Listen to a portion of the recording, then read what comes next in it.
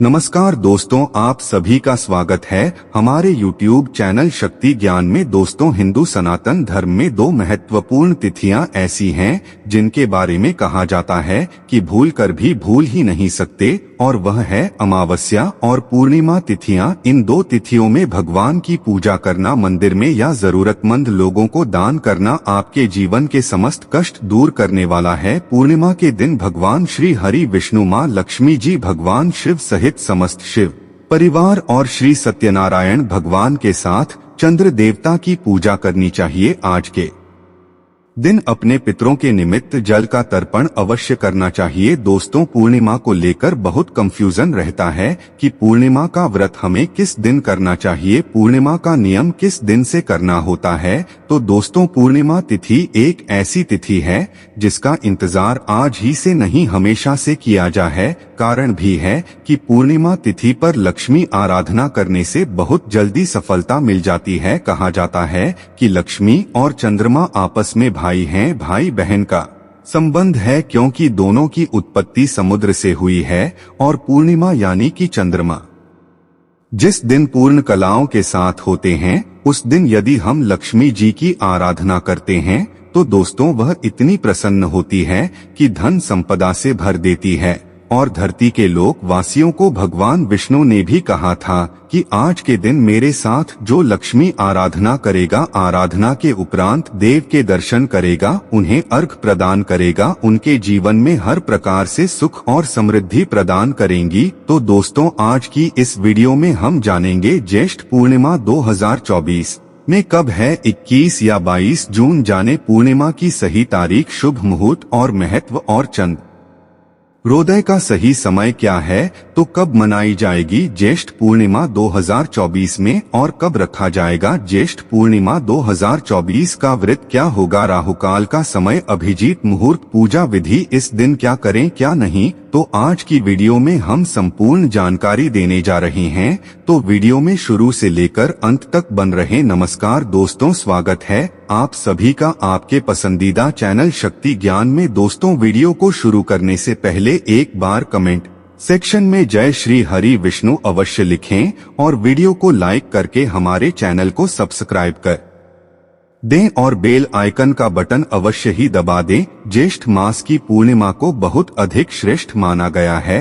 हिंदू पंचांग के अनुसार ज्येष्ठ माह हिंदू वर्ष का तीसरा महीना होता है। इस समय में धरती पर प्रचंड गर्मी पड़ती है और कई नदी और तालाब सूख जाते हैं या फिर उनका जल स्तर बहुत कम हो जाता है। इसलिए इस महीने में जल का महत्व अन्य महीनों की तुलना में बहुत अधिक बढ़ जाता है। ज्येष्ठ महीने में आने वाले कुछ विशेष पर्व जैसे गंगा दशहरा, निर्जला एकादशी के माध्यम से हमारे ऋषि मुनियों ने यह संदेश दिया है कि जल के महत्व को पहचानें और इसका सदुपयोग करें। धार्मिक दृष्टिकोण से के दिन स्नान और दान करना अत्यंत शुभ होता है। गंगा नदी में स्नान करने से न केवल आपकी सभी मनोकामनाएं पूरी हो सकती हैं, बल्कि मान्यता है कि ऐसा करने से व्यक्ति के सभी पाप और पाप भी नष्ट हो जाते हैं। इसलिए इस दिन दान देने से पितरों को भी लाभ होता है, उन्हें भी मोक्ष की प्राप्ति होती है। इसलिए महिलाओं को इस दिन व्रत रखने की विशेष सलाह दी जाती है। पूर्णिमा के दिन भगवान विष्णु और भगवान शिव की विशेष पूजा करनी चाहिए। ज्येष्ठ मास की पूर्णिमा को वट सावित्री का व्रत भी रखा जाता है, इसलिए इस पूर्णिमा को वट पूर्णिमा भी कहा जाता है और जेठ पूर्णमासी भी कहा जाता है। इस दिन महिलाएं बरगद के पेड़ की पूजा करके पेड़ के चारों ओर कलावा या सूत बांधकर अपने पति की लंबी आयु के लिए प्रार्थना करें और निर्जल और निराहार रहकर उपवास रखें। आमतौर पर इस दिन से श्रद्धालु गंगा जल लेकर अमरनाथ यात्रा के लिए भी निकले। यह तिथि चंद्र देवता को भी समर्पित है। इन चंद्र देवता की पूजा करने से कुंडली में चंद्र दोष दूर हो जाता है और चंद्रमा की पूजा करने से दाम्पत्य जीवन भी सुखी रहता है। आइए जानते हैं कि ज्येष्ठ पूर्णिमा का व्रत इस बार कब रखा जाएगा और पूजा का शुभ मुहूर्त कब रहेगा। पूर्णिमा तिथि के दिन देवता की पूजा की जाती है, तभी उपवास पूरा होता है। तो चंद्रोदय का समय उस दिन क्या रहेगा,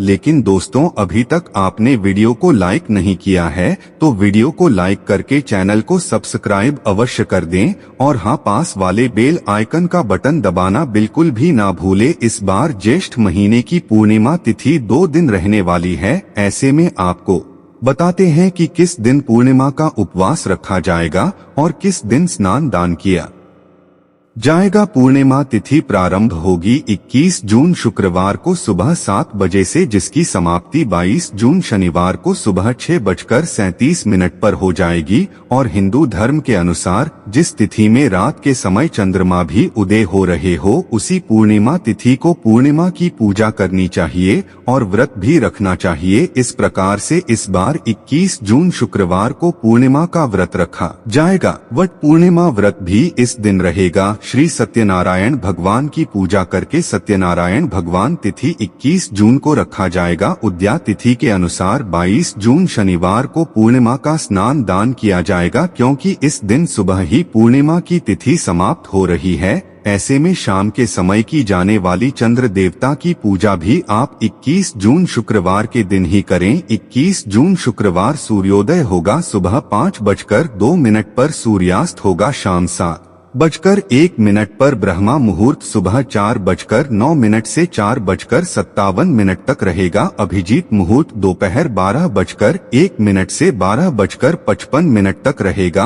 अमृत काल सुबह 9:27 से 11:04 तक रहेगा। और जो वट वृक्ष की पूजा इस दिन की जाती है वह आप अमृत काल में कर सकते हैं। इस दिन शुभ योग रहेगा शाम 6:42 तक और बाद में शुक्ल योग प्रारंभ हो जाएगा। राहुकाल सुबह 10:30 से दोपहर 12 बजे तक रहेगा। पूर्णिमा के स्नान दान के दिन यानी 22 जून शनिवार को सूर्योदय होगा सुबह 5:02 पर, सूर्यास्त होगा शाम 7:01 पर। ब्रह्मा मुहूर्त सुबह 4:10 से 458 तक रहे और पूर्णिमा का जो स्नान है वह ब्रह्मा मुहूर्त में या फिर सुबह सूर्योदय से पहले कर लेना चाहिए। अभिजीत मुहूर्त दोपहर 12:02 से 12:55 तक रहेगा। अमृत काल सुबह 11:41 से दोपहर 1:01 तक रहेगा। शुक्ल योग शाम 4:45 तक रहेगा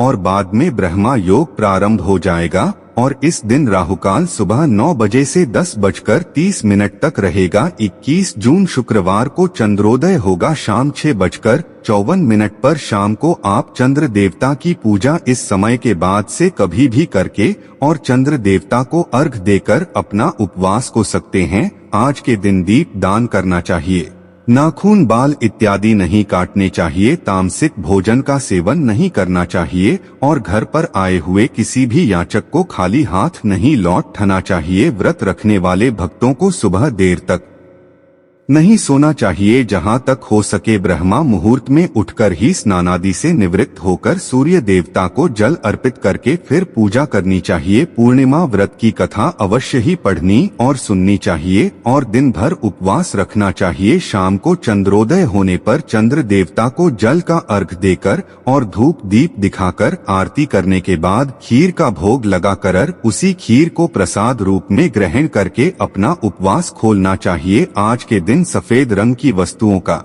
ज्यादा से ज्यादा प्रयोग और दान करना चाहिए। घर में लहसुन प्याज का या मांसाहार का सेवन बिल्कुल नहीं करना चाहिए। नाखून बाल इत्यादि ना काटे और दीप दान जरूर करें। पूर्णिमा के दिन किए गए दीप दान से भक्तों की सभी पाप कट जाते हैं और अंत में मोक्ष की प्राप्ति होती है। दीपदान आप अपने आसपास मंदिर में पवित्र वृक्षों के नीचे तुलसी जी के पौधे में कर सकते हैं। ध्यान रखें कि भगवान विष्णु को आप जो भी भोग लगाएं साथ में तुलसी जी पत्ते जरूर रखें, लेकिन पूर्णिमा के दिन तुलसी के पत्ते नहीं तोड़ने चाहिए। इसीलिए एक दिन पहले ही तुलसी के पत्ते भी तोड़कर रख लेने चाहिए। जिन लोगों की कुंडली में चंद्र दोष हो, मन अशांत रहता हो, बहुत ज्यादा मानसिक तनाव रहता हो, ऐसे लोगों को चंद्र देवता की पूजा अवश्य करनी चाहिए। तो सबसे पहले आप पूर्णिमा वाले दिन आप जल्दी जग जाइए, स्नान करिए और आप अपने घर के मुख्य द्वार पर हल्दी युक्त जल से आप थोड़ा सा छिड़काव जरूर करिए। आप हल्दी ले लीजिएगा, थोड़ा सा जल में डालिए, मुख्य द्वार को साफ कर लीजिएगा, आप जल के छींटे मार दीजिएगा। घर में जो पूजा पाठ करना है कर ले। पीले चावल में थोड़ा सा हल्दी डाल कर के आप पक्षियों को